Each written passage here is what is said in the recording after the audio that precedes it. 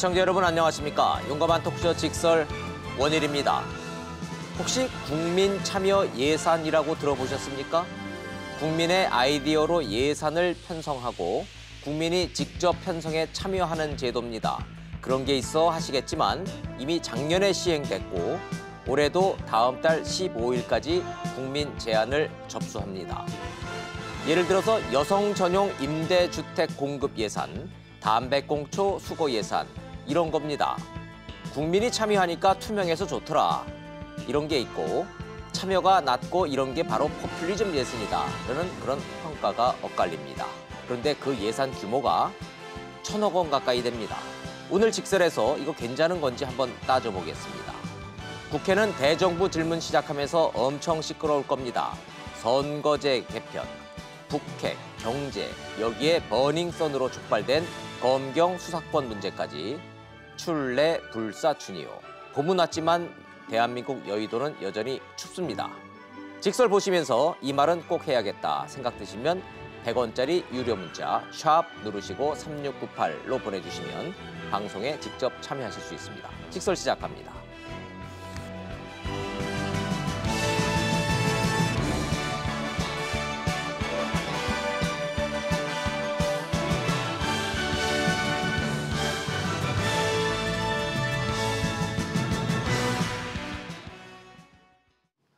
오늘 국회와 예산 메커니즘에 대해서 잘 아시는 세 분 특별히 모셨습니다. 먼저 부산가톨릭대학교의 차재원 교수님, 국회 부대변인 지내셨던 임병식 교수님, 그리고 자유한국당 강동을 당협위원장 맡고 있는 이재영 박사님 모셨습니다. 어서 오십시오. 안녕하십니까? 안녕하세요.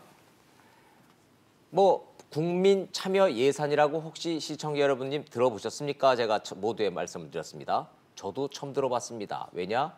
작년에 시작됐고 올해 두 번째인데 문재인 정부 들여서 시작된 새로운 제도지만 많이 모릅니다. 그런데 규모가 생각보다 큽니다. 작년엔 400억 규모, 올해는 1,000억 가까이 예산이 국민 참여라는 이름으로 예산이 편성이 된답니다. 국민 여러분들이 댓글을 다시면 댓글도 반영돼서 예산이 반영된다. 수백억, 수십억이 여기서 움직인다. 이해가 되십니까? 오늘 요 얘기 한번 시작을 해보려고 합니다. 먼저 차재원 교수님. 네. 제가 몰랐던 겁니까? 차 교수님도 모르셨던 겁니까? 국민 참여 예산이라는 거 들어보셨어요? 국민 참여 예산은 지방자치단체에서 실시한 것은 알고 있었는데요. 아, 실시한다는 건 알고 계셨고. 아니, 그건 그러니까 여러 지자체에서 지금 하고 있습니다. 예, 그렇죠. 뭐 한 10년 넘게 하고 있는데. 근데 이건 그게 아니잖아요. 예, 그러니까 이 국가 단위에서 이렇게 국민 참여 예산 제도가 한다는 것을 미처 몰랐습니다. 저는 이 프로그램 출연하면서 어제 저녁에 한번 찾아봤는데 보고 깜짝 놀랐습니다. 저도 좀 위안이 됩니다. 저는 제가 좀 이걸 업으로 먹고 사는 제가 이런 걸 내가 몰랐나 해가지고서는 잠깐 좀 창피했었는데 조금 위안이 좀 됩니다. 국회 부대변인 지내셨었고 전북대학교 초빙 교수로 지금 일하고 계시는 임병식 교수님도 물론 이렇게 익숙한 제도는 아니죠? 예, 저도 역시 뭐 생소하더라고요. 생소했죠? 지방자치단체 하는 것은 뭐 익히 알고 있었고요. 뭐 기사도 보도가 여러 차례 돼서 익숙한데 국가 단위에서 한 것은 저도 이번 자료 준비하면서 다시 깨달았어요. 그렇죠. 정확히 얘기를 하면은 기재부가 예산안을 짜면서 국민들의 아이디어를 먼저 취합을 하고, 그렇죠. 요거는 얘기가 된다 싶으면은 요 사업을 분류를 해서 여기다 예산을 배정을 해서 국회에다 올린다 이렇게 되는 거죠. 그럼 국회에서 예산 뭐 이렇게 서로 막 주고받고 할 때 국민 참여 예산이라는 게 작년부터 뭐 논란이 됐거나 주목을 받았거나 그랬지 않았다는 얘기인가요? 그렇죠. 크게 논란이 됐지는 않았던 것 같습니다. 이게 왜 그러냐면 그랬으면 이게 언론에 보도가 됐었고 또 논쟁이 있었을 텐데 아마 그렇지 않은 걸 보면은 어느 정도 스무스하게 다만 홍보가 좀 덜 된 건 같고요. 이게 뭐 이제 취지는 아시겠습니다만 집단 지성의 힘을 좀 모아보자는 건데. 그렇죠. 뭐 예전에 이제 똑똑한 천재 한 명이 국가를 먹여 살린다는 말이 있었지만 지금은 이제 그런 말 대신에 아무리 똑똑해도 똑똑한 개인이 집단을 뛰어넘지 못한다는 게 이제 일반적인 정설이고요. 저희가 알고 있는 위키피디아가 이제 대표적이죠. 브리테니커 백과사전에 10배 정도 정보량을 가지고 있으면서도 오류는 아마 거의 뭐 없다고 그럽니다. 특히 우리나라에서 네이버 뭐 지식백과가 그런 건데 이런 이제 개인이 이제 특히 공직사회는 어떤 관성에 젖어 있기 때문에 본인들이 지금까지 해왔던 정책에서 벗어나기가 쉽지 않거든요. 네, 네. 그런데 이런 집단지성의 힘을 모으면은 공무원들은 머리로는 도저히 생각하지 못했던 참신한 정책과 아이디어가 나올 수 있는 것이죠. 그래서 이제 아마 그런 힘을 좀 빌어보자는 취지 같은데 저는 잘만 활용을 하면은 네. 예산을 제대로 쓰고 또 국민들한테 정말 필요한 정책을 발굴하는 데 도움이 되지 않을까 그런 기대가 좀 있습니다. 취지는 알겠습니다. 취지는 뭔지는 알겠고 이미 시행이 됐으니까 이게 제대로 그런 취지가 살려서 잘 가고 있는지 한번 전문가들과 함께 좀 짚어보죠. 여기 모셨던 분들이 국회 예산 편성이나 국회 돌아가는 걸 잘 아시는 분들이기 때문에 제가 일부러 이런 질문을 좀 드려봅니다. 이재영 위원장님은 다보스 전문가시기 때문에 세계 경제 상황도 잘 아시고 네. 그런데 외국에 이렇게 중앙정부가 예산을 편성을 할 때 국민들이 직접 참여하는 이런 전례가 혹시 보신 적 있나요? 저 미국에는 좀 있는 걸로 알고 있었는데요. 네. 근데 거기는 아시다시피 예산이 2년 동안 준비를 하잖아요. 그렇죠. 우리나라는 딱 1년에 1년 준비하고. 단위고. 근데 사실 1년 단위라고 얘기했지만 우리가 그 결산하고 나서 예산 준비하는 거는 보통 한 5월, 6월 뭐 이때부터 시작을 하기 때문에 사실 6개월밖에 반영이 안 되고 그 사이에 또 얼마나 갑론을박이 많습니까 예산할 네, 네. 때마다. 그래서 그거는 훨씬 더 준비 기간이 짧곤 한데 어찌됐든 간에 제가 알기로 있는데 그 정확하지 않기 때문에 제 말을 믿지는 마시고요. 네, 네. 예. 뭐 하여튼 봤더니 뭐 예. 찾아봤더니 뭐 미국의 그거를 직접적으로 우리하고 비교하기는 좀 문제가 좀 있는 것 같고 이 제도 자체는 브라질에서 뭐 있었다 그러대요. 이제 뭐 1988년부터인가 89년 뭐 뭐 시작됐다는 89년부터인가 얘기가 시작을 있는데 했다고 그럽니다. 근데 브라질 경제를 우리가 벤치마킹 한다 그러니까 조금 이게 제대로 벤치마킹 제대로 하겠나 싶기도 아니 하고요. 뭐 좋은 제도야 뭐 어떤 나라에서 하든 그것이 예. 효과가 있다고 근데 한다면 요새 뭐 이제 우리 국민들 이렇게 사이에서는 채택을 할 브라질, 필요가 있는 거죠. 베네수엘라 그러면 포퓰리즘 정책 썼다가 망한 경제 이렇게 좀 인식이 돼 있기 때문에 네. 좀 느낌이 안 좋기는 하더라고요. 네, 네. 그런데 뭐 지금 뭐 브라질의 좀 조그만 도시 같은 경우도 친환경 도시 같은 경우는 또 우리나라가 좋습니다. 많이 예. 벤치마킹을 하고 있지 않습니까? 그런데 사실 그 작년에 제가 그러니까 2017년에 시분 사업을 했고 2018년 작년에 예산 편성할 때부터 이제 본 예산에 편성이 되기 시작했는데 예. 지금 작년에 그 국민들이 제안한 사업이 1,206개라고 그래요. 많이 제안들을 예, 하셨네요. 그 중에서 의외로. 38개 사업이 반영이 됐는데 아, 총 예. 예산 규모가 928억입니다. 그러니까 1,000억 원 가까이 예, 되는 1,000억 원 거예요. 가까이가 예. 반영이 됐는데 그 지금 그러니까 아이디어를 낸다고 전부 다 받아주는 건 아니고 그렇죠. 그렇죠. 예. 거기 보면 채택되는 아이디어 중에 보면 미세먼지 제감을 위한 도시숲 조성 뭐 이런 뭐 아주 독특한 아이디어들이 꽤 있더라고요. 그리고 예. 지금 내년에 지금 예산에 반영하기 위해서 지금 그 기획재정부가 지금 홈페이지를 통해서 지금 받고 있는데 제가 어제 들어가서 내년에 어떤 좋은 아이디어를 내고 있는지를 한번 슬쩍 들여다봤어요. 지금 접수 중이니까. 예, 접수 중인데 예, 예. 뭐가 재밌는 있습니까? 아이디어가 있는데 네. 지금 각종 학교에서 행사를 하면 예. 그 행사에 참여하면 그걸 갖다 학용품 같은 걸로 주는 모양이에요. 네. 현물로 네. 보상을 준다는 거죠 학생들한테.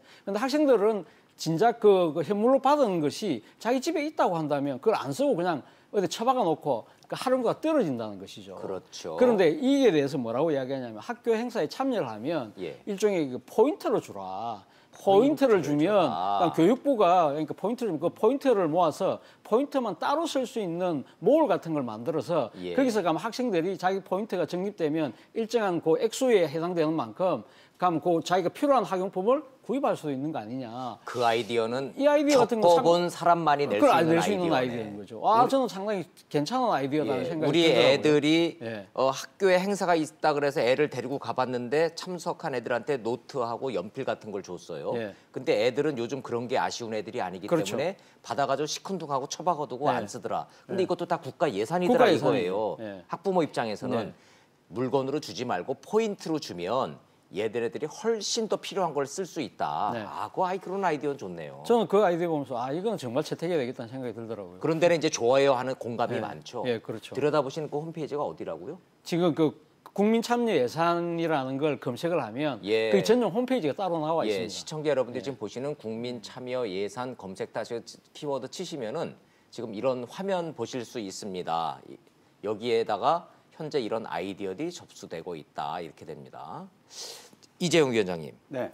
작년 같은 경우도 그럼 이거 참석하는 사람들이 아무나 그냥 막 낸다고 지금 다 채택되는 건 아니잖아요. 근데 그 국민참여단이 300명인데 무작위로 추출해서 통해 선발한다고 혹시 하더라고요. 저 전화 받으신 적 있나요? 저는 없습니다. 그렇죠. 그러니까 예를 들면 이런 겁니다. 이제 저 여기 기재부인데요. 그러면 이제 처음에는 보이스피싱을 의심하겠죠. 네. 그러면 긴장을 하겠죠. 근데 보이스피싱이 아니고요. 국민 참여 예산을 위한 참여단으로 혹시 참여하실라는지 지금 여쭤보려고 전화를 했습니다. 이런 전화가 온다는 거예요. 네. 그러면은 근데요. 의외로 많은 분들이 그래요? 오케이 하고선 참석을 하셨다 그러네요. 저 주변에 그런 분들 보신 적 없습니까? 아직은 못 봤습니다. 300명이니까 적기는 적네요. 그러면 결과적으로 그러면 참여율이 생각보다 취지와 달리 좀 낮다 이런 반응 안 나올까요? 임 교수님 어떻게 보세요? 400명으로 늘린다고 제가 자료에서 본 것 같은데요. 네, 300을 400으로 늘리고 뭐 이런 몇 가지가 있던데요. 앞서 이제 말씀하신 것처럼 이 좋은 취지의 제도가 많이 활용이 되고 참여를 하려면은 어떤 적극적인 홍보도 필요하겠습니다만은 자, 우리 오늘 이런 토론에도 굉장히 중요한 것이죠. 이런 토론을 오늘 청취하시는 분들은 저런 참여 제도가 있구나. 네. 나도 한번 참여를 해봐야 되겠다 이런 이제 동기를 끌어낼 텐데 요게 이제 제가 보니까 그냥 해서 받는 게 아니라 제안을 하게 되면은 이제 토론을 하더라고요. 내부 네. 토론을 거치고 또 대안을 제시를 하고 그다음에 또 재토론 과정을 거치고 어떤 이제 필터링 과정을 거치는 건데요. 이걸 이제 그 제안한 국민만 하는 게 아니라 부처의 담당 공무원들이라든지 또 민간 교수라든지 그런 전문가가 참여를 해서 같이 브레인스토밍처럼 해가지고 어떤 정책을 끌어내기 때문에 이게 어떤 뭐 즉흥적이거나 그런 아이디어 차원에서 머무르는 것도 있겠지만은 굉장히 잘만 하면은 성숙한 정책으로 갈 수 있는 아주 좋은 제도라고 좀 보여지더라고요. 그러게요. 근데 이제 지자체 같은 경우는 이제 완전히 동네 문제니까 지역에 계신 분들이 직접 참여를 하시면은 뭐 좀 좋은 아이디어 나올 수 있고 참여율도 높을 수 있고 그런데 이건 중앙정부 예산이기 때문에 막상 회의를 해보면은 잘 모르고 처음에는 그냥 만나서 회의하고 사진 찍고 끝나고 딱 4번 만났다는 거 아니에요? 그렇죠. 4번 만나서 이게 1,000억 원이나 되는 이런 막대한 정부의 예산을 과연 참여하는 게 얼마나 실효성이 있구나라는 질문은 끊임없이 제기가 좀 되고 있습니다. 이 대목은 우리 이 위원장님 뭐 지역 활동 많이 하시니까 근데 사실 상식수 안에서 어떻게 바라보세요? 글쎄 처음에 제가 오늘 이 토론회를 나오면서요. 네. 저 오타가 난 줄 알았어요. 왜냐하면은 국민 참여 제도, 참여 예산 제도라고 얘기하셨는데 아까 우리 차 교수님도 말씀하셨듯이 그 지방에서는 계속 지금 하고 있지 않습니까? 주민 참여라는 거를. 그래서 저는 주민 참여를 그냥 국민 참여를 오타를 내서 보내신 줄 알았는데 이게 작년부터 이제 시행이 됐다는 거 아닙니까? 네. 그리고 아까 교수님이 말씀하셨듯이 뭐 이런저런 좋은 아이디어도 나오는 것 같아요. 보면은. 근데 첫째, 우리나라 예산이 지금 470조입니다. 470조죠. 예. 470조에 어찌 보면 1,000억은 뭐 얼마 안 하는 겁니다. 그렇죠. 그리고 작년에 422억 했다고 하죠. 작다면 작은 돈이고 크다면 큰 돈이죠. 그렇죠. 근데 이거는 범국가적인 측면에서 바라봐야 될 부분이 있습니다. 왜냐하면 국민 참여 예산이니까. 그렇기 때문에 모든 전국으로 이게 퍼질 수 있는 예산이잖아요. 정책이고. 그리고 지금 현재 지역에서 하고 있는 주민 참여 예산 같은 경우에는 말씀하셨듯이 생활 밀착형이기 때문에 네.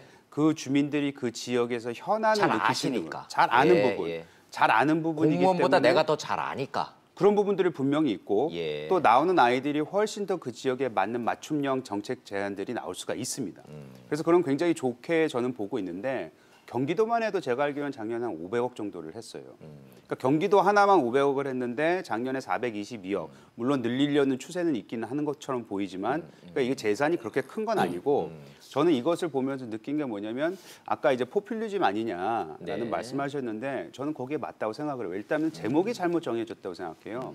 지금 국민 참여 예산이라고 되어 있지 않습니까? 네. 그러면 이 얘기만 딱 제목만 들어보면은 마치 국민이 우리 대한민국의 예산 전체를 이렇게 좀 들여다볼 수 있고 거기에 뭔가 참여를 할 수 있는 이런 좀 권리를 주는 것처럼 느끼는데 막상 까 보면은 아까 1,000억 많으면 많을 수도 있고 적으면 적을 수도 있지만 국가 차원에서 보면은 그거는 좀 훨씬 더 작고 또 게다가 아까 말씀하셨듯이 참여율도 굉장히 적고 또 거기서 나오는 아이디어가 다 채택되는 것도 아니고 또 아까 말씀하셨죠. 우리 임병식 대변인도 네, 말씀하신 네. 것 같은데 여러 단계를 거쳐서 이게 검증을 하지 않습니까? 네. 그건 또 행정력 낭비가 될 수도 있지 않습니까? 그러게요. 지금 저 들어오시는 시청자 여러분들이 주시는 문자 내용만 좀 대충 제가 좀 전달을 해드리면 꽁초 수거 예산을 국민 참여 예산으로 편성을 한다고 하는데 담배 피는 사람 따로 있고 세금으로 꽁초 제거하나요? 이런 문제를 세금으로 해결할 문제입니까? 뭐 이런 얘기도 좀 나오고 있고요. 슈퍼 예산이라고 자꾸 지금 세금 쓸 얘기만 하고 있는데 오히려 세금을 좀 덜 걷어야 되는 거 아니냐라는 의견도 좀 나오고 있고. 자, 어찌 됐든 이 국민 참여 예산이라는 것 자체가 국민들의 참여가 적고 이것이 실효성 문제. 취지는 좋은데 실효성이 있는 거에 대해서는 국민 여러분들 여전히 갸우뚱하신다라는 그런 느낌은 좀 받고 있습니다. 좋습니다. 어찌 됐든 차 교수님이 지적하신 대로 또 눈여겨볼 대목과 아이디어가 좋은 아이디어가 좀 있다고 하니까 정부가 예산 낭비되지 않도록 이런 쪽을 좀 잘 지켜보도록 한번 좀 저희도 좀 따져보죠.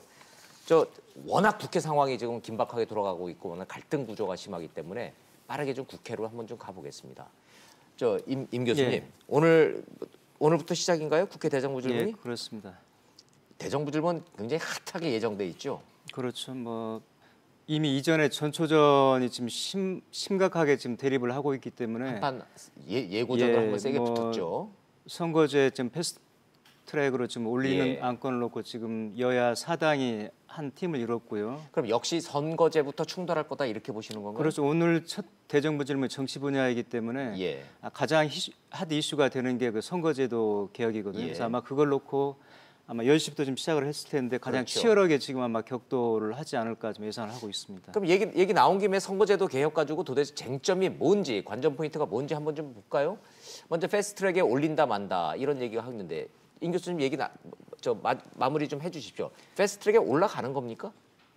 지금 여야 사당은 단일안을 만들어서 올리겠다는 이제 방향으로 가고 있는 거고요. 네. 여기에 대해서 한국당은 새로운 야합이다 하면서 지금 아주 적극적인 저지를 하겠다는 입장이죠. 근데 지금 여야 사당은 단일화를 만들었지만은 이걸 또 각자 자기 당에 가가지고 의총을 통해서 추인을 받아야 되는데 지금 집안 싸움이 좀 났거든요. 아, 뭐 패스트트랙에 바른미래당 올라가는 같은 것도 경우는 예. 만약에 그렇게 하게 되면은 탈당하겠다는 의원들도 있고요. 뭐 굉장히 격하게 지금 반응이 나오고 있고 민주평화당에서도 일부 호남에 그 기반을 두고 있기 때문에 지금 선거제도로 갔을 때는 호남의 7석 정도가 줄어들거든요. 줄어드니까. 총 28석의 지역구가 없어지는데 그중에서 호남 7석이면 작은 의석수가 아니죠. 그래서 네. 그럼 호남 의원들을 중심으로 해도 반대 목소리가 있고 그래서 이게 지금 단일안을 만들기는 했습니다마는 패스트트랙에 올릴지도 실은 쉽지는 않습니다. 그렇게 또 설령 보시는군요. 올라가더라도 네. 한국당의 반대라든지 본회의에서 제가 민주당 소속으로서 별 수 없이 지금 찬성을 하지만은 실은 개헌보다 어렵다는 게 선거제도 개혁이거든요. 네. 왜 그러냐면 개헌은 좀 먼 미래지만은 선거제도 개혁은 자기의 목숨과 직결되기 때문에 그 의원들이 그렇죠. 아주 기를 쓰고 반대를 하는데 예. 그래서 설령 이게 본회의에 올라가더라도 민주당 소속 의원들도 반대표를 던지는 사람이 적지 않을 거라는 이런 관측이 네. 있어서 참고로 실은- 시청자 여러분들의 이해를 돕기 위해서 임병식 전 부대변인 같은 경우는 민주당 당적을 갖고 계시죠? 저는 당적은 없습니다. 당적은 이제 예. 없으신 거고. 아예 저는 당에 입당한 적이 없습니다. 저는. 없으시고. 그럼 호남 민심은 누구보다도 더 잘 아시겠네요. 그렇죠. 그쪽에서 지금 교수 활동도 예, 하고 예. 계시고. 민주평화당은 합의안에는 합의를 해줬지만 평화민주당은 사실은 이게 지금 내부적으로는 반대하는 분들이 더 많다. 맞나요? 그렇죠. 예. 그러기도 하고 오늘 아침자 그 시뮬레이션을 보게 되면은요. 이번 단일안으로 의해서 선거를 21대를 치렀을 때 민주평화당 같은 평화민주당은 한 건도 못 건지는 것으로 좀 나오거든요. 시뮬레이션이. 예, 예. 어, 그래서 그러면 아마 오늘 반대를- 보도를 예, 보고 나서는 예. 아마 더 그런 반응이 아마 좀 더 격해지지 않을까 좀 예상을 하고 자, 있습니다. 그럼 얘기 나온 김에 선거제 관련돼서 각 당의 의견들, 각 당의 속내들 하루 단위로 좀 달라지고 있습니다. 먼저 자유한국당부터 좀 결사 반대를 한다는데 자유한국당 당협위원장이시니까 내부 사정 잘 아시겠네요. 네. 어젠가 당협위원장들 전부 소집됐죠, 국회. 네, 오전 9시에 다 모여서요. 예. 네, 헌정관에서 모여가지고 회의를 했고 결사 반대죠. 결사 반대죠. 연동형 비례대표제 결사 반대. 이게 좀 당론으로 정해졌죠. 그렇습니다. 자유한국당은. 그렇습니다. 그럼 궁금한 거. 의원직 총사퇴한다는데 진짜로 사퇴할 의원이 있어요? 그 정도로 지금 어제 나온 얘기를 보면은 어제 이제 당협위원장뿐만 아니고 현역 의원들도 나와서 다 발언을 했거든요. 네. 그리고 여기에 이제 뭐 정개특위에서 이 선거법은 이제 다루고 있지 않습니까? 예. 정개특위에 들어가 있는 몇몇 의원들이 나와서 얘기를 하셨는데 또 당대표 나경원 당대표 원내대표도 얘기를 했고 의원직 총사퇴까지도 심각하게 고려를 하고 있는 거를 어제 이제 저희가 구두로서 확인을 들었습니다. 하셨군요. 확인을 했습니다. 좋습니다. 한국당의 반대 논거를 제가 질문을 드릴 건데요. 네. 뭐 위헌 소지가 있네, 국민의 민의가 왜곡되네 이런 저 대의 명분 정치적 그 레토릭은 짧게 하시고 네. 한국당이 반대하는 진짜 속사정을 좀 길게 좀 설명을 좀 부탁드리려고. 네. 한국당이 반대하는 논거가 뭡니까? 일단은 우리 한국당에 반대하는 이유는요. 가장 중요한 거는 국민의 투표권이 이뤄진다는 거고요.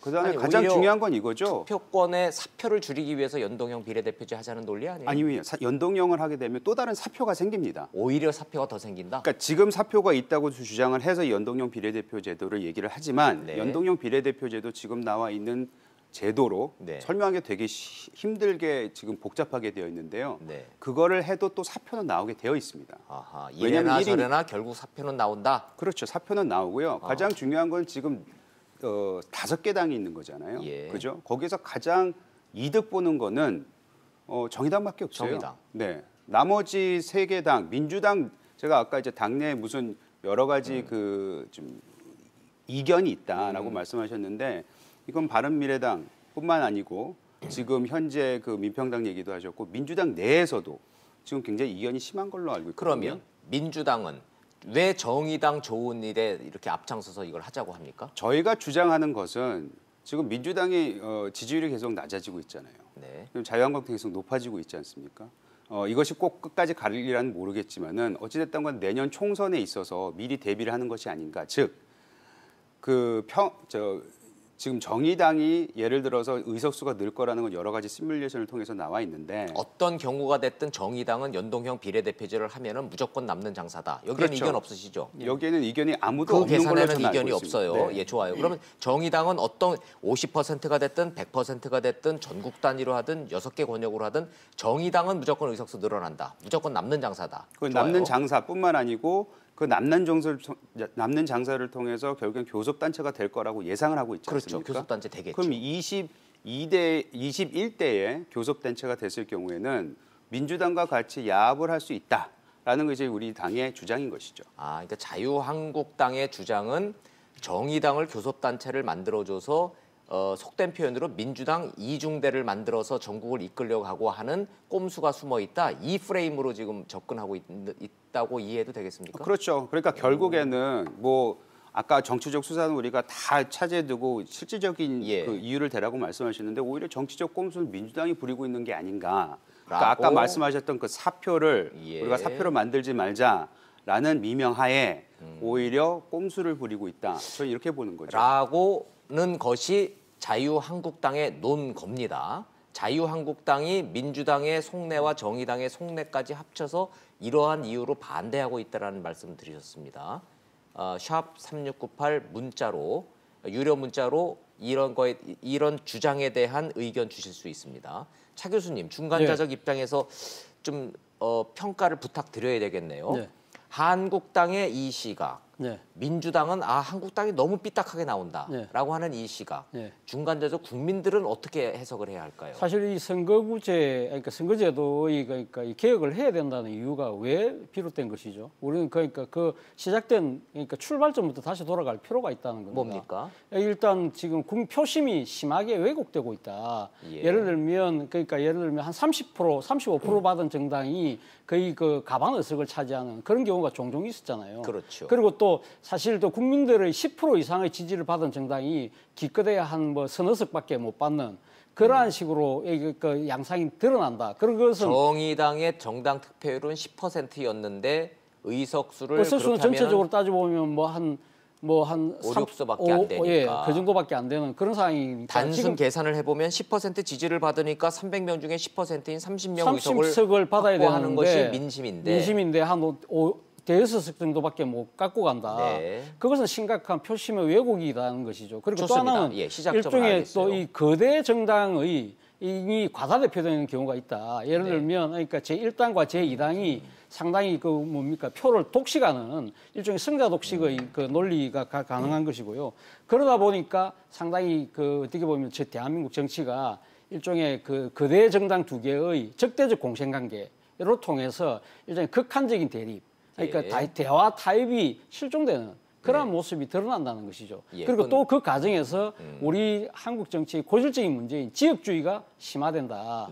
그런 측면에서 봤을 때 선거 제도는 이렇게 둬서는 안 되겠다. 그것이 일종의 국민적 공감 아니었습니까? 그래서 시작된 것이었고 제가 생각했을 때는 뭐 지금 우리 이재용 위원장님께서 한국당 입장을 그렇게 말씀하셨는데 이 지금 제가 지켜보는 입장에서는 일종의 그러니까 한국당도 일종의 기득권 지키기가 아니냐. 어차피 지금 한 30% 넘게 지금 이제 그 정당 지지율이 녹고 있다는 겁니다. 그런 상황이라고 한다면 조금만 더 하면 최소한 뭐 이 지금 원내 1당도 될 수 있고 조금만 더 분발하면 우리가 이 지금 단독 과반도 갈 수 있겠다는 그러한 꿈을 갈 수 있는 것이죠. 그런데 지금 만약에 100% 연동형으로 한다고 한다면 어느 정당도 과반을 이룰 수가 없는 것이거든요. 그렇죠. 상당히 다당제 구조가 고착화 될 수밖에 없는 상황이다. 그런 상황이라고 한다면 우리는 앞으로 지금 3년 후에 정권을 갖고 와야 되는 입장인데 그러한 상황에서 과연 보수 재통합이라도 될까? 그리고 소위 말해서 반문재인 빅텐트를 치는 데 있어서 그것이 가능할까? 그런 생각을 할 수밖에 없다는 것이죠. 그런 정치공학적 생각이 또 분명히 깔려 있다는 겁니다. 자, 정리를 좀 하자면 자유한국당도 이런저런 이야기를 두고 뭐 저 민주당을 비판하고 있지만 사실은 자유한국당 내부 속 셈법만 놓고 보면 이대로가 좋다. 지역구에서 영남 먹고 지금 지지율 지금 한 30% 넘었으니까 이대로만 잘 가면 내년 총선에서 현재 113석보다는 더 얻으면 더 얻지 덜 얻을 것 같지 않다. 룰 바꾸는 거 싫다. 이대로 가야 하는 것이 나한테 제일 남는 거다라는 이유로 반대하는 거다. 민주당에서는 이거를 침대 축구라고 얘기를 하던데. 제가 교수님 말씀에 두 가지만 덧붙이면은요. 선거제도 개혁의 가장 큰 의미가 여기에 있습니다. 앞서 말씀하셨듯이 지역주의에 기반해 가지고 지금까지 한국당하고 민주당이 독과점을 형성을 했었거든요.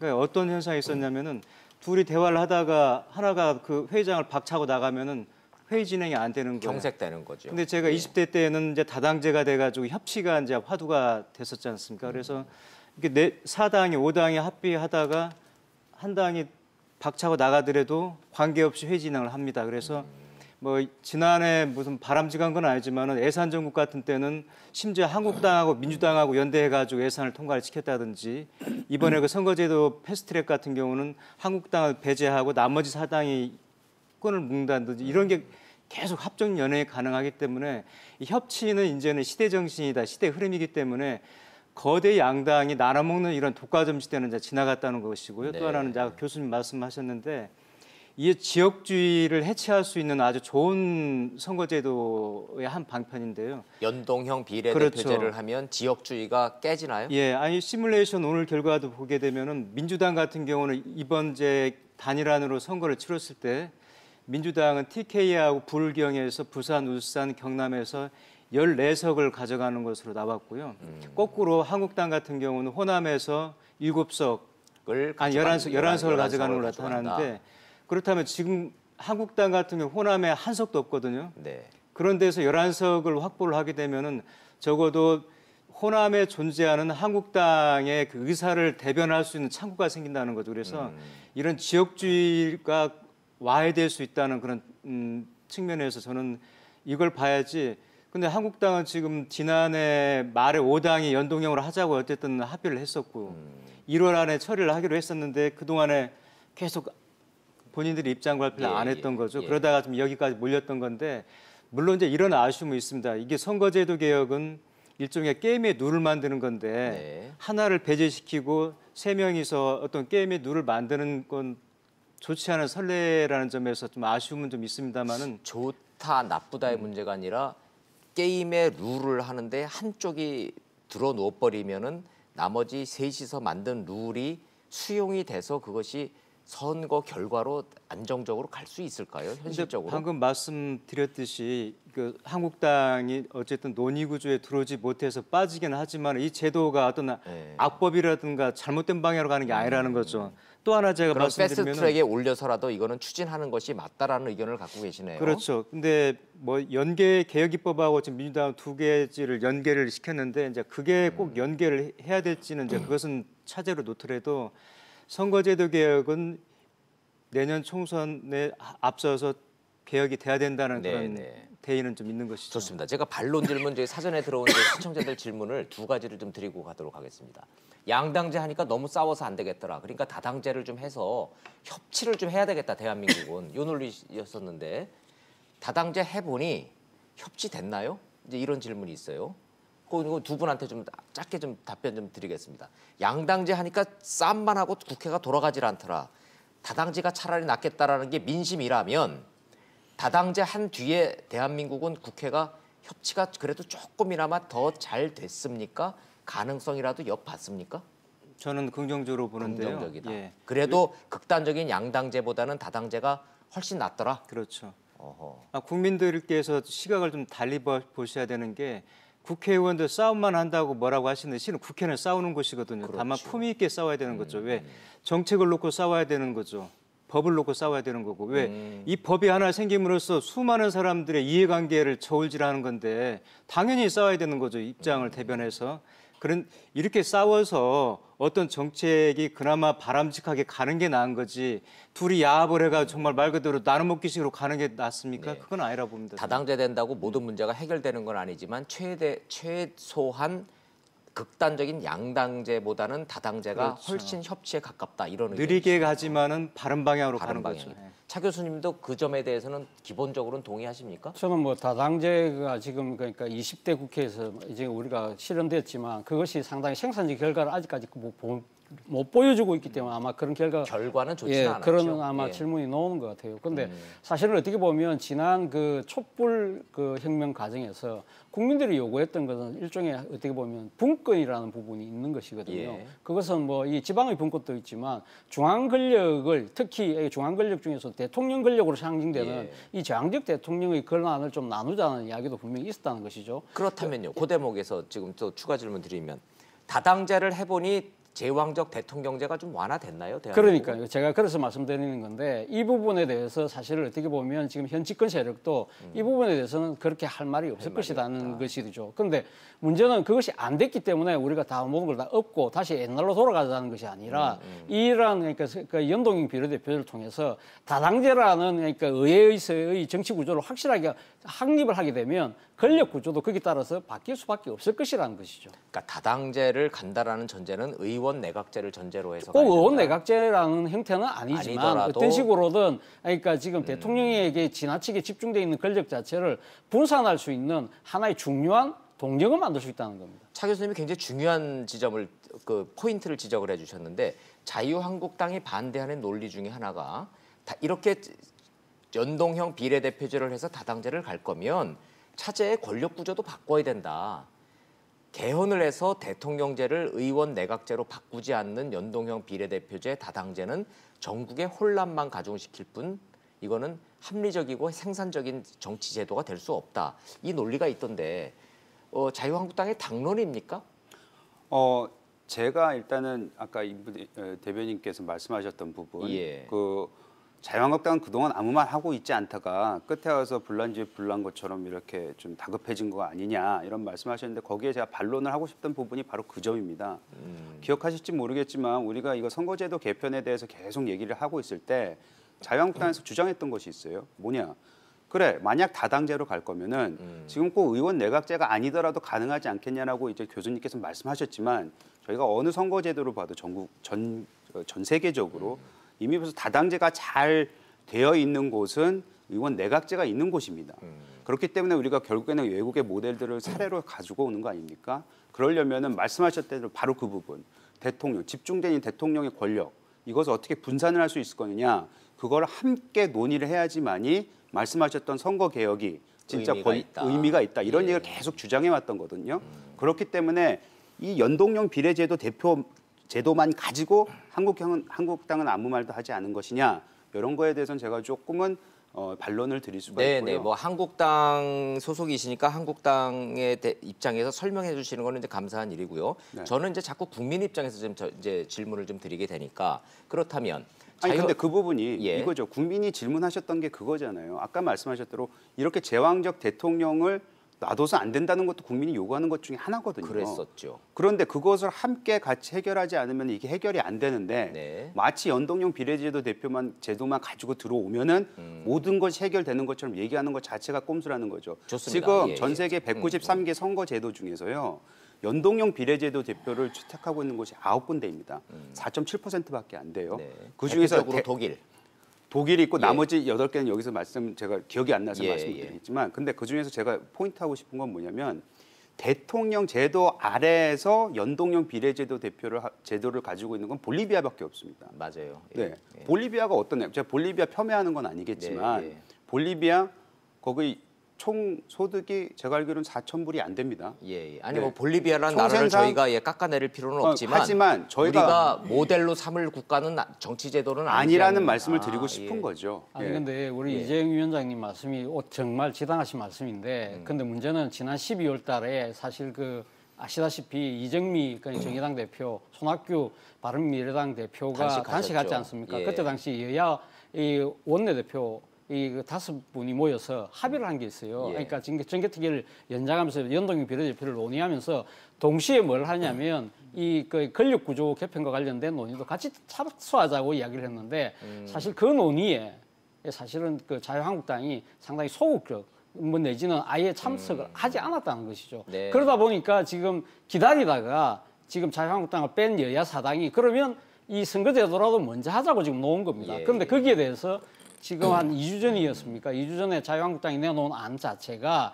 아예 비례대표를 아예 없애버리고 이 지금 그 의석수를 10% 줄이는 안을 던져낸 것이죠. 그것은 결국은 지난 12월 달에 합의했던 그 내용 자체를 안 하겠다는 이야기로 들릴 수밖에 없는 거지 않습니까? 문제는 그러니까 지금 자유한국당에서 그런 생각을 갖고 있다고 한다면 예를 들면 그럼 그 논의와 똑같이 합시다 하고 이야기를 했어야죠. 그 부분은 그러니까 문제는 이 권력구조 개편이 전제되지 않고는 우리는 할 수 없다는 식으로 일종의 조건으로 가서 내걸어버리면 이건 논의하지 말자는 이야기처럼 제가 봤을 때는 그렇게 들린다. 지금에 와서 그러는 거는 그럴 수 있다라는 말씀. 자, 정리 좀 하면서 가겠습니다. 이건 시청자 여러분들한테 명확하게 저는 가능만 하다면 정말 문자로라도 여론조사를 좀 하고 싶습니다. 시청자 여러분들은 설명을 쭉 들으시다 보면 아 그래 양당제 우리 수십 년 동안 해왔지만 싸워도 너무 싸운다. 싸우기만 합니까?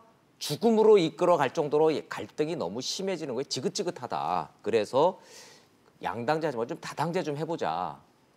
동의하십니까? 반대하십니까? 요 내용하고 다당제가 된다면은 이거는 기본적으로 권력 구조를 대통령제가 아닌 일본이나 독일처럼 의원 내각제를 해야 된다는 얘기인데 동의하십니까? 반대하십니까? 필연적으로요. 그 두 가지가 되면은 의원 정수가 현재 300명 갖고는 턱도 없습니다.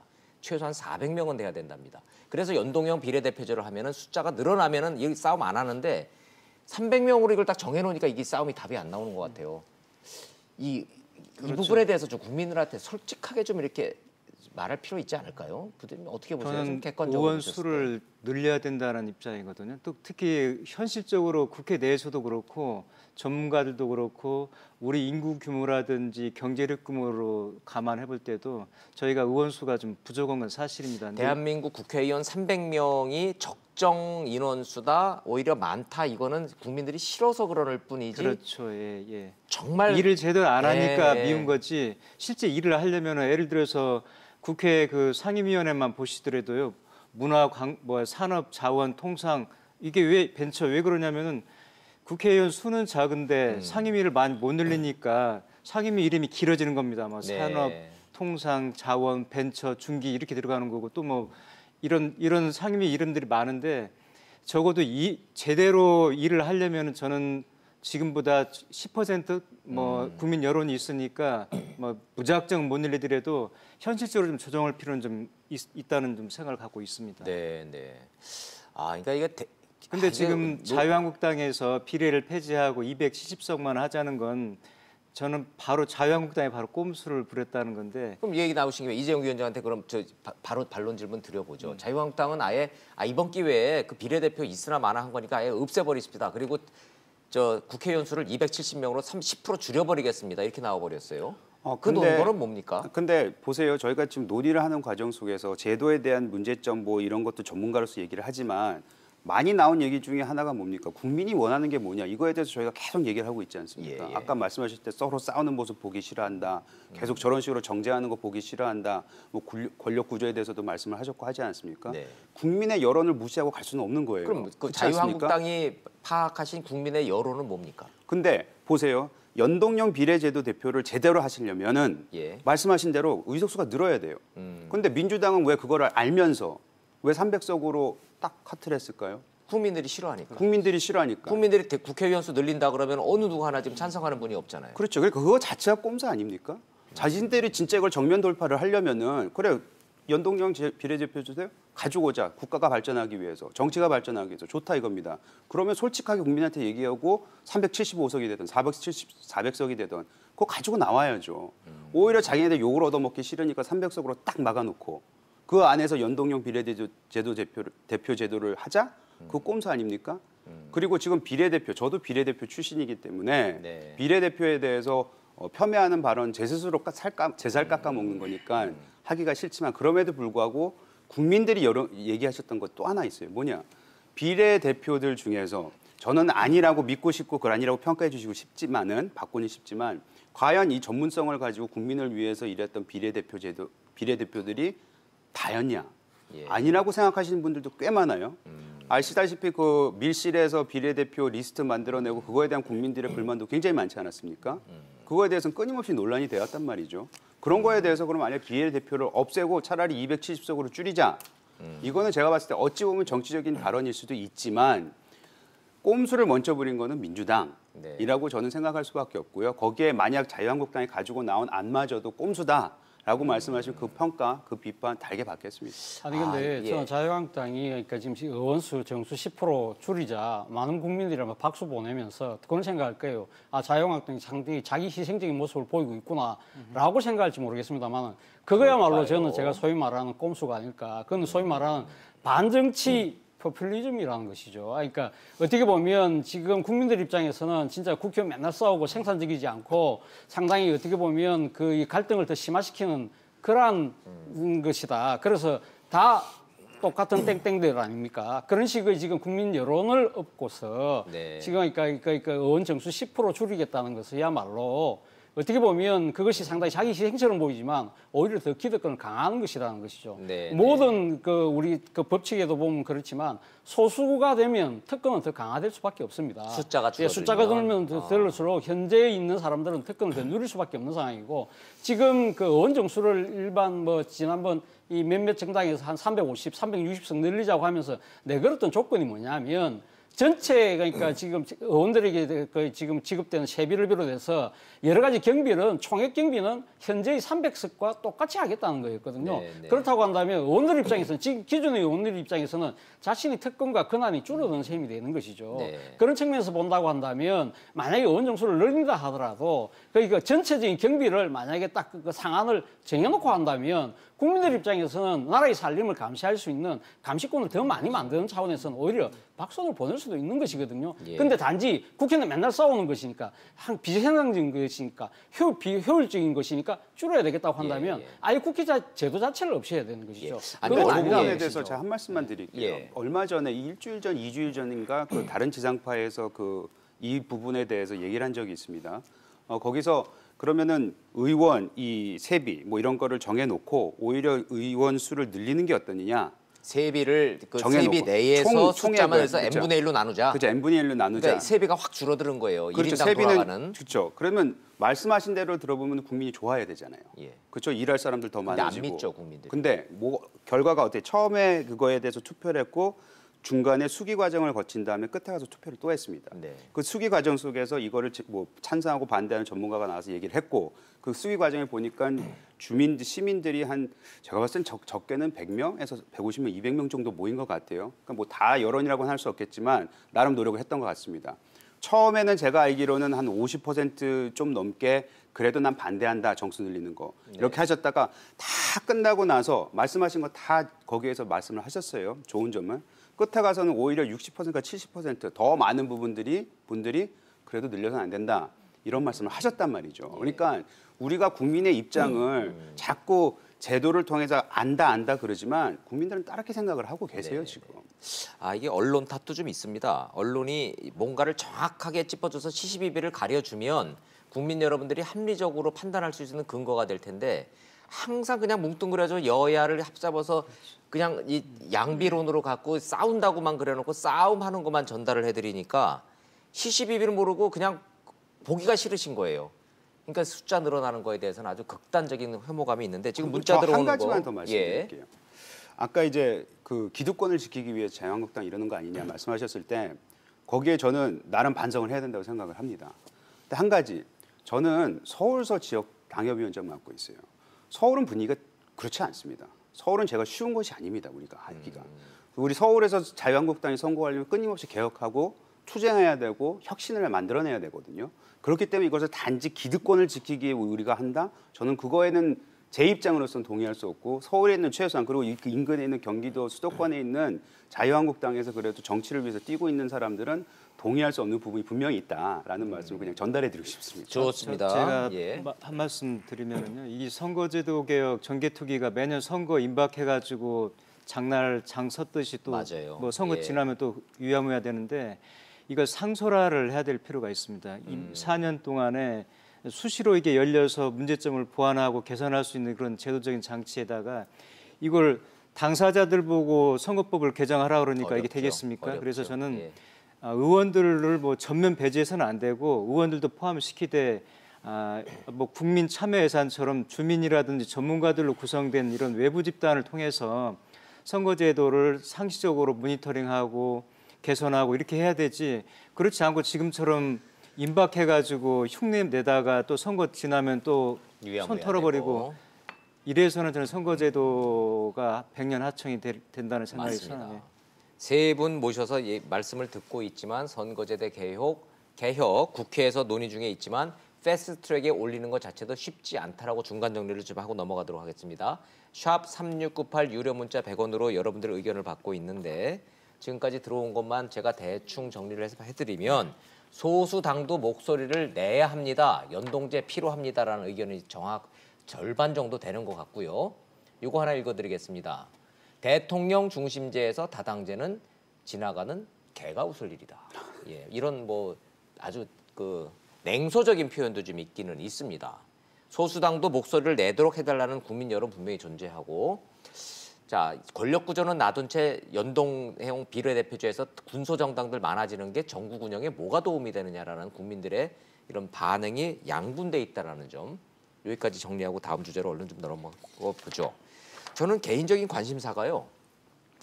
곧 다가온 4.3 재보선 이거 지금 양당이 어찌됐든 민주당하고 한국당이 이제는 전초전처럼 돼버린 것 같은데 거기다 올인하는 것 같아요. 이쪽 분위기 누가 차재훈 교수님 잘 아시겠네요.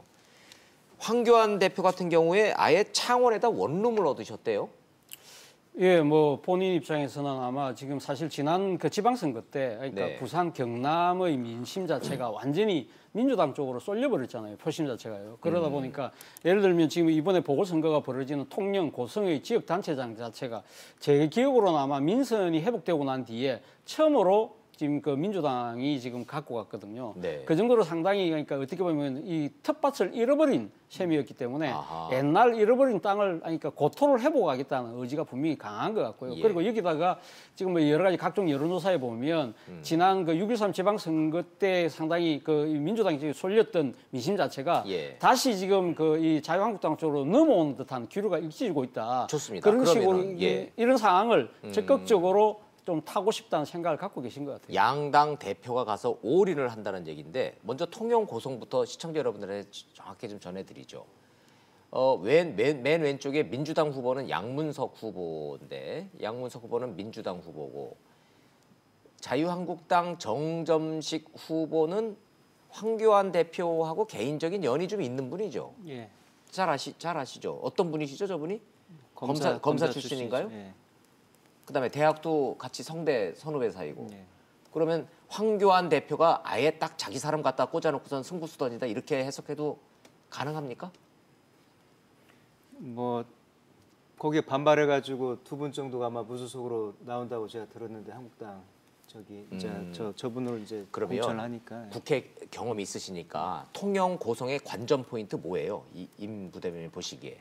통영 고성은 지금 앞서 교수님 말씀을 하셨는데 거기는 이제 그 보수세가 강했던 데거든요. 예.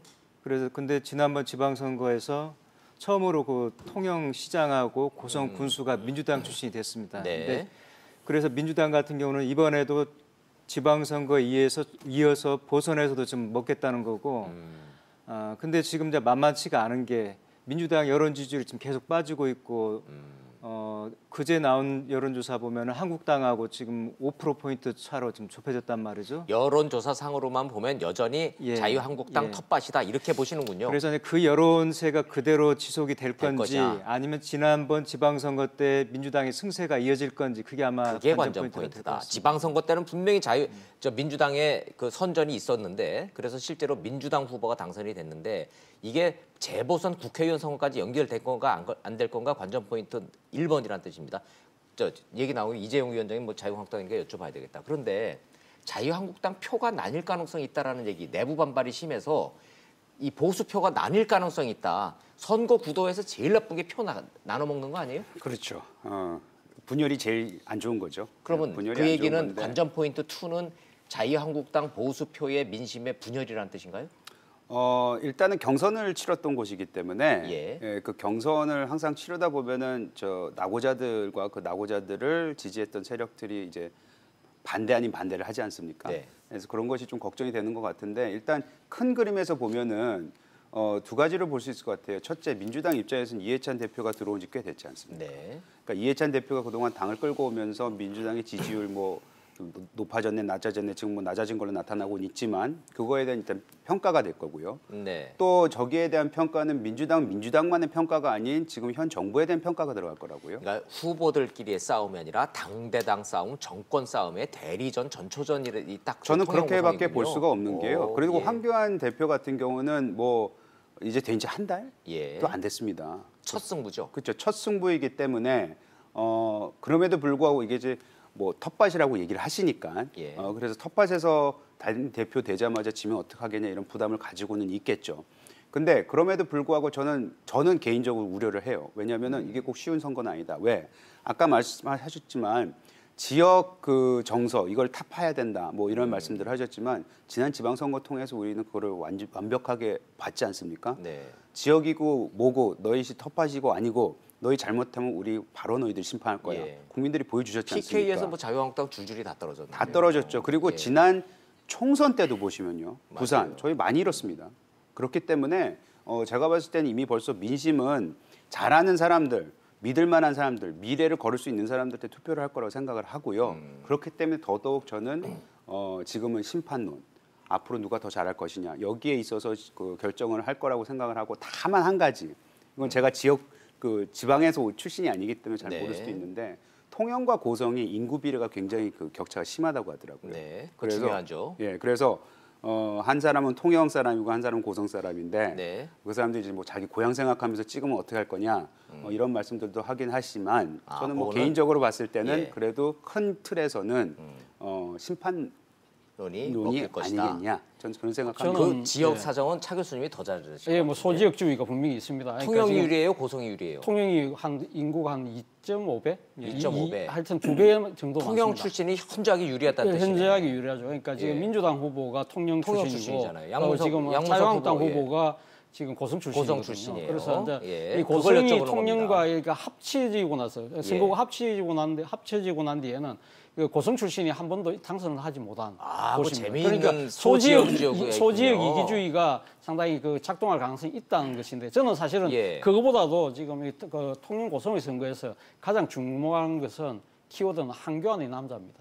황교안의 남자. 그러니까 지금 황교안 대표가 어저께 내려가서 정정식 후보를 상당히 자신이 완전히 그 옛날 같이 일하면서 진짜 신뢰하는 후보라고 이야기를 했잖아요. 사실 앞서 아시다시피 지난번 그 통진당 사건 때 네. 그때 그 뭡니까 법무부 장관으로서 이 헌법재판소에 그 네, 진두지휘를 맞아요. 했잖아요. 기억나요. 그때 실무팀장이 정정식 정정식 후보예요. 검사예요, 예, 검사. 그렇기 때문에 이 지금 같은 공안통이고 그래서 이 어떻게 보면 이 정정식 후보가 아주 뒤늦게 뛰어들었음에도 불구하고 기존에 있는 두 명의 후보를 쉽게 제끼실 수 있던 이유도 아마 한교안이라는 남자 때문에 아마 당원들의 표심이 그걸로 쏠렸을 거예요. 그렇기 때문에 이 지금 어떻게 보면 지금 정정식 후보가 뛰는 선거지만 어떻게 보면 한교안 대표가 과연 이 유권자들이 어떻게 받아들여지고 있는가를 우리가 하나 가늠해 볼 수 있는 하나의 척도가 된다는 것이고 이 질문은 서울 경기 출신들보다 지역 출신들한테 여쭤보는 게 참 좋을 것 같아요. 직설로 좀 솔직하게 좀 여쭤볼게요. 예. 아직도 지역에서는 판사 출신, 검사 출신들이 맥힌다. 그런 측면이 OX. 분명히 있죠. 오, 그런 측면이 분명히 일부 있습니다. 있는데 그렇게 강하지는 않은 것 같습니다. 이전에 강하진 비해서. 옛날 같진 않다. 예.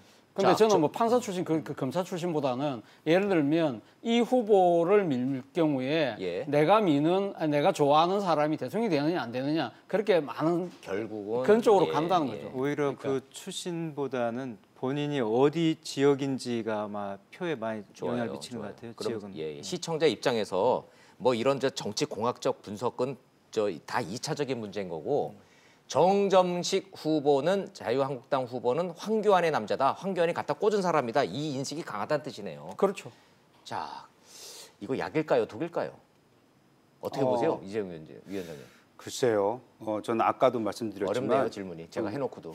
매우 어렵죠. 예. 그리고 그런 부분이 분석이 충분히 나올 수 있는 만한 상황이라고 저는 인정을 합니다. 그렇죠. 인정을 하고 경선을 이길 수 있었던 것도 불과 얼마 전에 황교안 대표를 뽑아줬던 당심이 작용하지 않았겠느냐. 그것도 예. 분명히 인정해야 될 부분이 있다고 생각을 합니다. 예. 자, 황교안의 리더십이 시험대에 올랐다까지가 지금 통영, 고성, 재보선 지역의 핵심 관전 포인트라는 점 정리하고요. 그 다음 시간이 없으니까 빨리 좀 가보죠.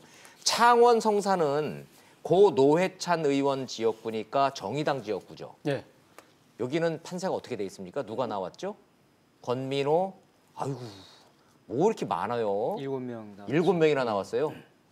그러면 민주당은 권민호고 자유한국당은요? 강기훈 전 강기훈. 자, 저분이 저렇게 되면 19대 때 했던 분이거든요. 자, 저건 판세 분석 좀 해주세요. 어떻게 됩니까? 여기- 정의당은 누구예요? 정의당 제일 궁금하네. 정의당은 여영구 후보라고. 여영구 예. 후보. 그렇게 유명한 분이에요? 창원 성산 같은 경우는 진보 측이 단일화를 하느냐 못 하느냐가 지금 아, 그게 관전 포인트네. 관건인데요. 결국은 예. 권민호 민주당 후보와 저 여영호 그 정의당 후보 그리고 민중당 후보도 있죠.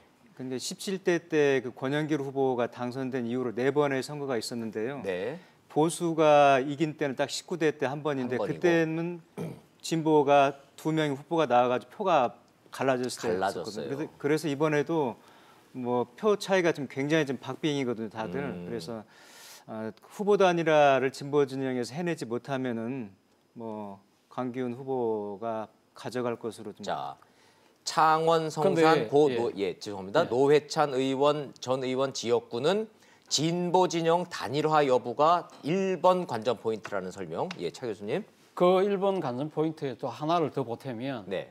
김경수입니다. 오늘 그 김경수 웬 도지사가 김경수?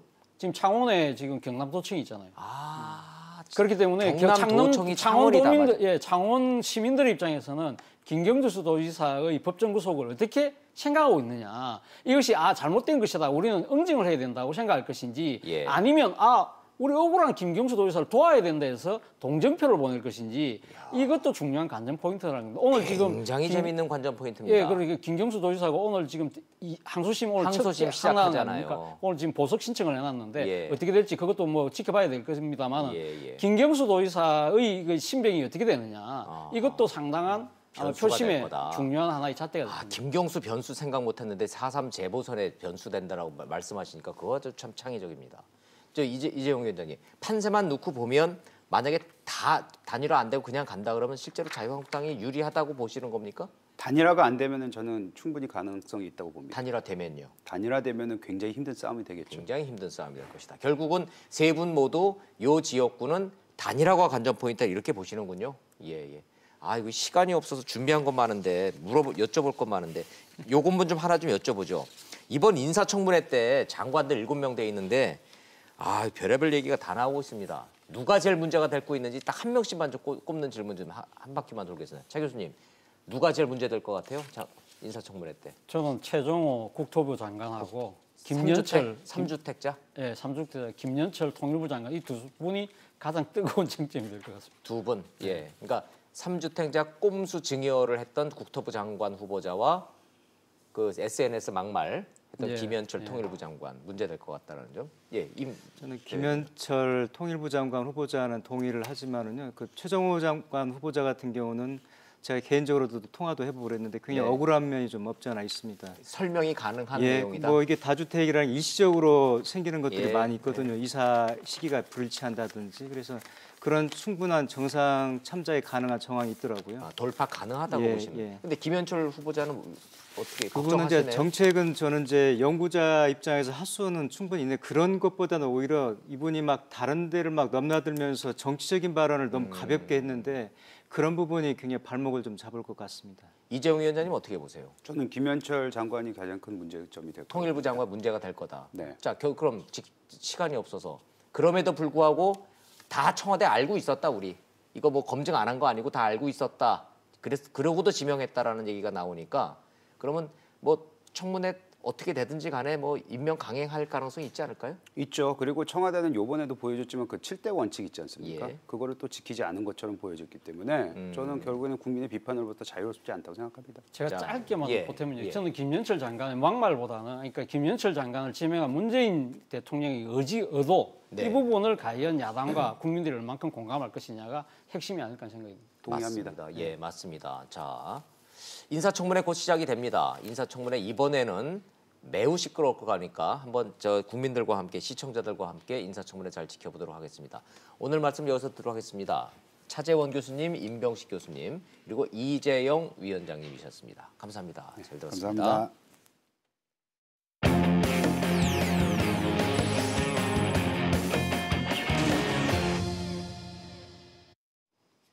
다 잊고 있었던 고 장자연 씨 사건과 김학의 전 법무부 차관의 사건이 또 불거졌습니다. 대통령이 직접 의혹이 남지 않도록 진실을 가리라고 지시를 했습니다. 뭘 의미하는 건지 영상 보시고 이슈 따라잡기로 돌아오겠습니다. 고 장자연 씨 죽음, 김학의 전 차관의 별장 성접대 의혹, 그리고 강남 클럽과 경찰의 유착 의혹. 문재인 대통령은 이 세 사건에 대해 국민적 진상규명 요구가 있다면서 검찰과 경찰은 명운을 걸고 철저히 수사하라고 지시했습니다.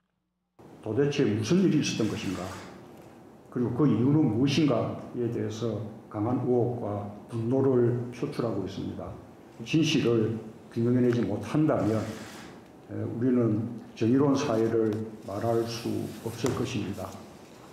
문 대통령은 세 사건 공통점으로 사회 특권층에서 일어났고 수사기관들의 부실 수사, 나아가 비호, 은폐 정황이 보인다는 점을 들면서 사건은 과거의 일이지만 책임은 현 사정기관들이 져야 한다고 말했습니다.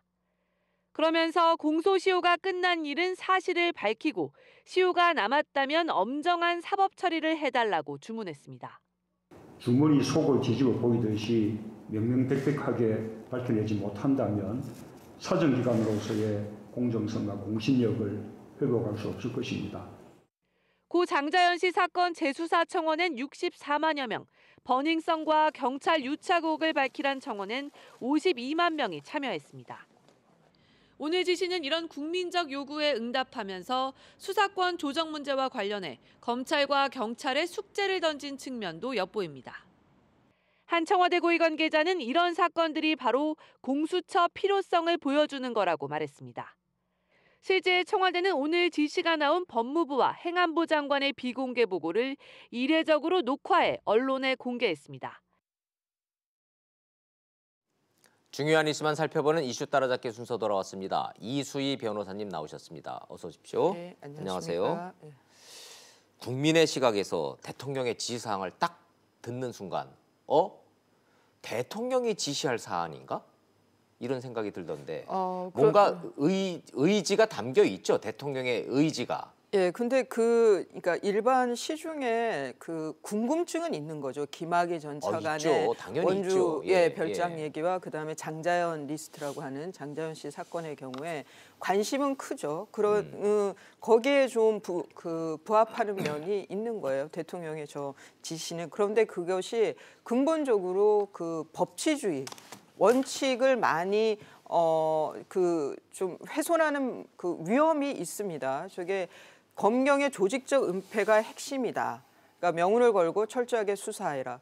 저 말씀은 저는 포커스가 네. 그 김학의 전 차관을 뭐 어떻게 처벌하느냐 이쪽이 아니고 그럼 뭐예요? 2013년, 2014년 1차 수사, 2차 수사 모두 무혐의가 났잖아요. 예. 그 2013년, 2014년 수사에 관계돼서 혹시 무혐의 처분이 나는데 검경의 조직적인 뭐 은폐가 있었던 거 아니냐. 그래서 저는 그때의 어떤 그 순회, 경찰이나 검찰의 수뇌부 쪽, 그쪽이 저는 문재인 대통령의 어제 말씀에 그 표적이 아닌가 추측이 됩니다. 이 변호사님 설명을 듣다 보니까 제가 유레카 하면서 딱 설명이 되네요. 대통령이 직접 지시할 사이즈의 사건은 아니지만 대통령이 하고자 하는 얘기는 네. 그 사건보다 진실 규명은 국민들이 궁금해하니까 밝혀주는데 네. 그 당시 이 수사 처리를 했던 경찰 수뇌부, 검찰 수뇌부 이들의 행동이 적절했는지 여부를 반드시 가려내라. 이래서 공수처가 필요한 거다. 예, 저는 그렇게 받아들였습니다. 그거다. 핵심이 그거란 얘기네. 예, 그러니까 원주구 별장 안에서 뭐 어느 병원장이 갔는지 누가 갔는지 그거는 국민들이 궁금하지만 그리고 그 안에서 뭐 어떤 추잡한 일이 있었고 어떤 뭐 범죄라고 볼 만한 일들이 있었는지는 그거는 언론에서 다룰 얘기였던 거죠. 맞아요. 지금 왜냐하면 공소시효가 다 만료가 됐기 때문에 이거는 여기에 대해서 그런데 또 어제 이제 문재인 대통령께서 공소시효가 완성이 된 거는 된 대로 사실관계를 규명해라라고 했단 말이에요. 그거는 상당히 위험하다는 거죠. 그게 이제 법적으로는 검찰과 경찰 입장에서는 이거 공소시효가 지났는데요. 이거 재수사하는 게 의미가 있을까요? 이럴 거 아니에요. 네, 그거 하지 말라라고 미리 쐐기를 박아버렸잖아요. 공소시효 말도 꺼내지 말라라는 게 대통령의 지시사항이죠. 근데 이게 이제 제가 그 뭐 별장 안에서 벌어진 일, 예. 그다음에 그 장자연 씨의 경우에는 뭐 유력 언론사의 사주 이름도 거명이 되고 그렇죠. 뭐 그런 술자리를 나오게 했고 거기서 뭐 추행행위도 있었다 뭐 이런 주장들인데 그게 뭐 강요죄라든가 뭐 강제 추행이라든가 이런 게 지금 공소시효가 완성이 됐어요. 네. 예. 그 왜냐하면 장자연 씨가 2009년 3월에 이제 유명을 달리했거든요. 그러면 그 주장하는 그 사건들은 그 이전에 있었을 거 아니에요. 네. 그러면 공소시효 최장 긴 게 그러니까 그 강제추행이나 이런 거는 10년인데 그러면 2019년 3월에 만료가 됐다고 봐야 되는 거고. 법적으로 장자연 사건을 죄형 법정주의니까 어떤 죄에 해당되는가를 따져보면은 강제추행입니까? 그러니까 그 술자리 안에서 추행이 벌어지는 거를 봤다는 그 동료 후배의 증언도 있고 한데 그게 이제 입증이 가능하다 하더라도 강제추행 내지는 뭐 그 전 소속사 대표가 뭐 그런 술자리를 나오게 한 거 강요죄. 근데 강요다, 강제추행이다 이런 거는 다 공소시효가 끝났다는 말씀이시네요. 예, 공소시효가 만료가 됐습니다. 7년, 10년이기 때문에. 그래서 그 장자연 씨와 관련된 우리 사회의 유력자들의 그 뭐 밤에 있었던 그 일들이 언론에서는 당연히 도덕적 지탄을 받고 비난을 가할 수는 있지만 수사기관이 나서서 수사를 할 수는 없는 거예요. 왜냐하면 기소를 할 수가 없기 때문에 공소시효가 만료되면 그렇죠. 그러면 수사권을 발동하면 안 되는 거거든요. 근데 대통령이 공소시효 지났어도 진실을 밝히라 그랬으니까 공소시효 지났다고 우리는 못합니다. 이럴 상황이 아니지 않습니까? 그 부분에 대해서 저는 법치주의의 저는 원칙이 뭐 논란의 소지가 좀 있긴 훼손할 수 있어요. 있다는 대통령 아무리 대통령이지만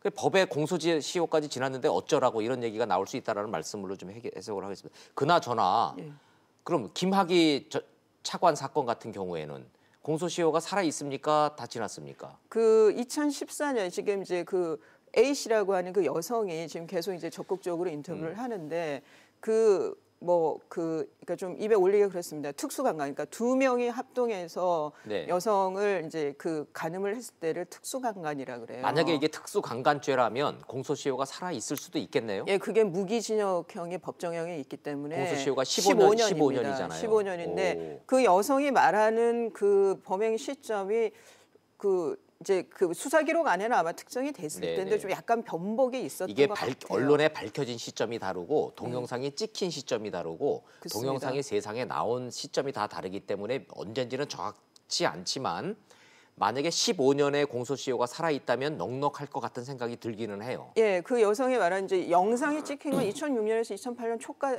같은데 그때 그 영상이 남아 있지는 않아요. 영상이 남아 있었다면 무혐의 처분 나기가 어렵죠. 그렇죠. 그거는 당연히 기소가 됐겠죠. 그러니까 아마 2008, 9년 어느 즈음일 텐데 네. 그렇다면 15년은 충분히 남아 있기 때문에 예. 그래서 이제 특수강간 혐의가 근데 그게 이제 2013년, 2014년에 무혐의 고소 처분했잖아요. 내용이었어요. 예, 근데 예. 그게 무혐의가 났기 때문에 어떤 새로운 증거가 나오지 않는다면 보통의 경우에 이런 경우에는 다시 기소가 되기는 어려운 거죠. 그렇죠. 그런데 대통령 지시의 행간의 뜻은 저 김학의 전 차관을 공소시효가 있느냐 남았느냐를 따져서 처벌하느냐 말하느냐는 알아서들 하는데 예. 공소시효에 핑계대고 유야무야하지는 말라라고 대통령이 명시적으로 얘기를 하다 보니 예. 그 당시에 무혐의 처리를 내렸던 그 당시 검찰 간부들 예. 수사 당사자들 예. 지금 뭐 이름만 대면 알 수 있는 유명한 로펌의 다 이제 변호사들인데 예. 이분들 밤잠 못 자실 것 같은데 어디로 튈지 모르겠다는 생각을 할 수 있을 것 그렇잖아요. 같아요. 그 당시에 은폐를 했다라고 대통령이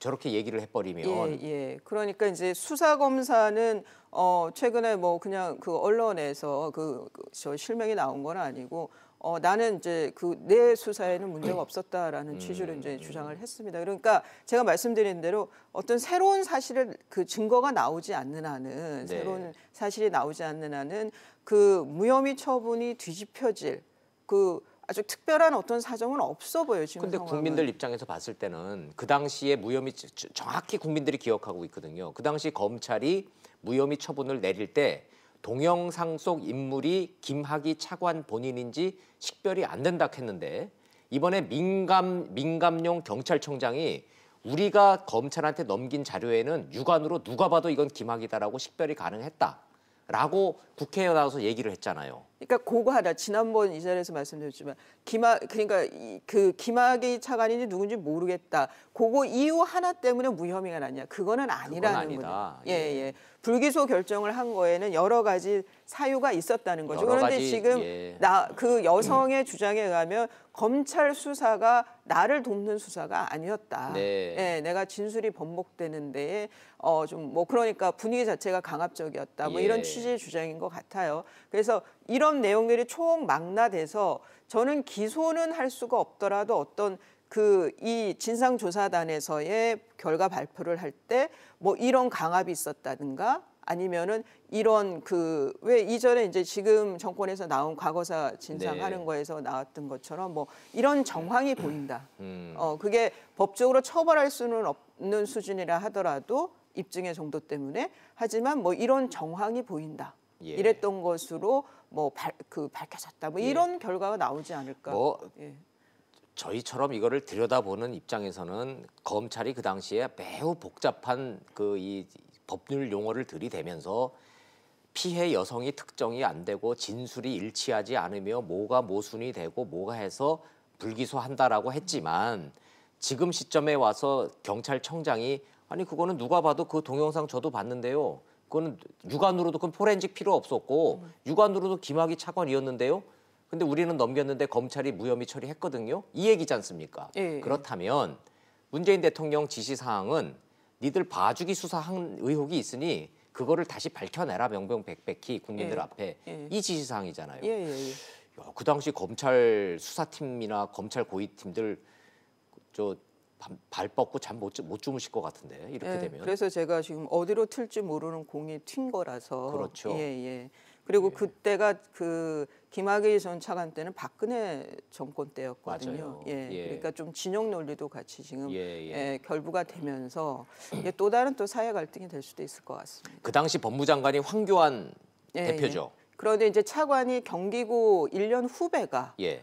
보통 이제 선배죠. 그러니까 예. 그 법무 장관이었던 황교안 장관이 이제 경기고 1년 선배고. 후배인 거예요. 1년 후배고. 예, 그다음에 저기 김학의 차관이 선배고. 예. 그런데 후배가 장관인데 차관이 들어간다고. 그래서 좀 그거는 좀 입에 오르내렸었죠. 그랬죠. 특이하다라고. 예.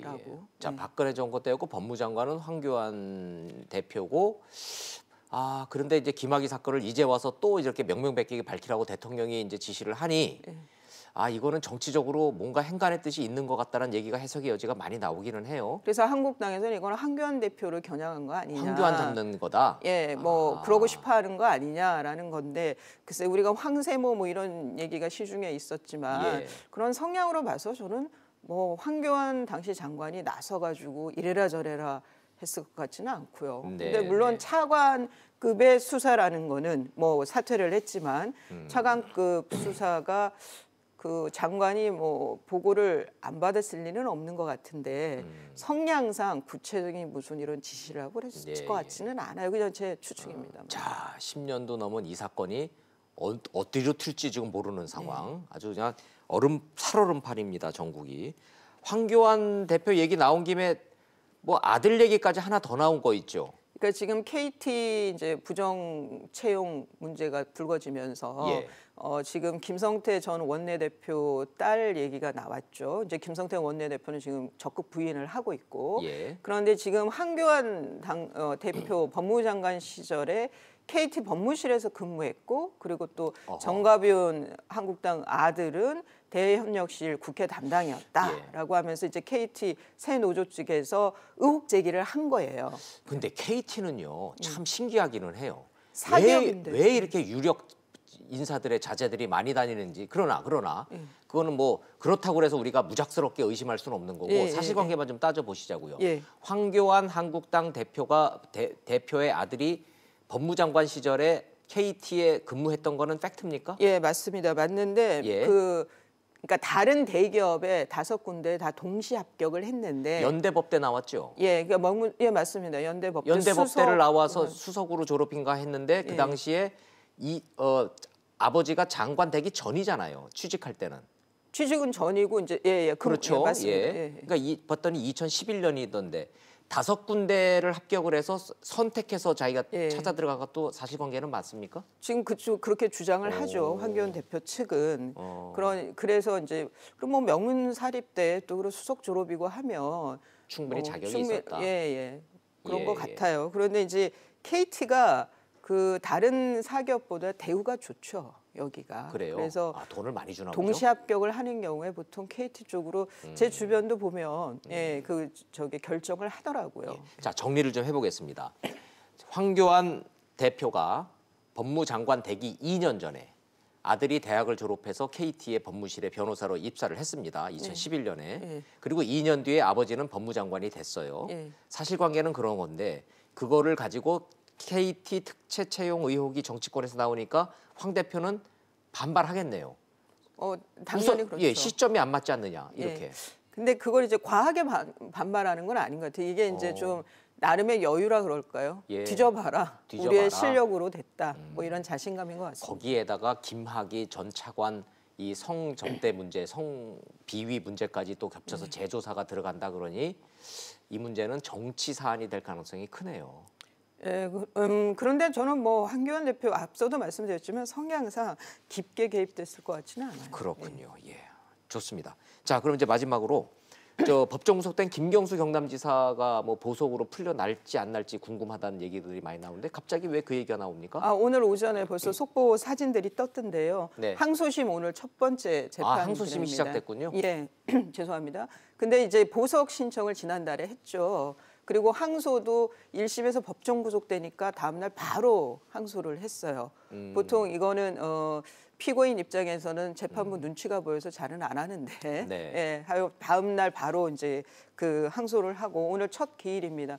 그러면서 보석은 보석 결정 내리기 전에 신문기일을 잡습니다. 네. 신문기일이라는 건 피고인하고 검사하고 불러서 이제 의견을 묻는 거예요. 그러니까 이제 시작됐으니까 아직 결정을 예단하기는 어렵겠네요. 예, 근데 보통 법정 구속된 피고인을 네. 바로 내주는 경우는 극히 드뭅니다. 드물다. 그거는 이제 어떤 그 뭐 사기 피해 같은 경우에 합의가 다 됐다든가 뭐 폭행 상해 사건에서의 뭐 피해 변상과 합의가 다 됐다든가 이런 특별한 사정 변경이 있지 않는 한은 드문 사례죠. 일이긴 하지만 예. 어찌됐든 법정 구속이 과하다고 주장하고 있는 김경수 지사와 변호인은 이 보석 신문을 통해서 보석으로 나오겠다 이런 의지가 강한 모양이죠. 예, 그 뭐 이제 피고인의 방어권을 위해서도 구속되어 있는 거가 아닌 거는 차이가 워낙 크니까요. 그런데 지금 MB 이명박 전 대통령의 경우에는 보석을 하면서 조건을 많이 달았죠. 네. 예. 그런데 지금 김경수 지사의 경우에는 도정 공백을 지금 얘기하고 있어요. 그러면 네. 도정을 봐야 되는 상황에서 외부인과의 그 접촉이 금지될 수도 없는 거고. 그러면은 좀 자유로운 보석이 돼야 되는 건데 네. 여기에 대해서는 이제 재판부도 고민이 클 것 같습니다. 고민을 해보려면 좀 시간이 좀 필요하니까 좀 지켜봐야 되겠네요. 예, 예. 알겠습니다. 잘 들었습니다. 감사합니다. 이수희 변호사였습니다.